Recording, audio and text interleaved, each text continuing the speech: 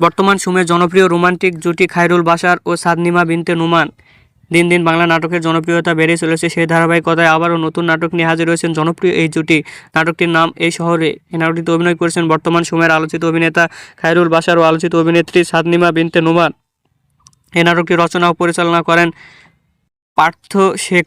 এই নাটকটি খুব শীঘ্রই লেজার ভিশনের ইউটিউব চ্যানেলে প্রকাশিত হবে। আপনারা দেখতে চাইলে অবশ্যই ঈদে লেজার ভিশনের ইউটিউব চ্যানেলে চোখ রাখুন এবং নিয়মিত নতুন নতুন নাটকের আপডেট পেতে হলে অবশ্যই চ্যানেলটিকে সাবস্ক্রাইব করে রাখুন। পরবর্তী ভিডিওর জন্য অপেক্ষা করুন।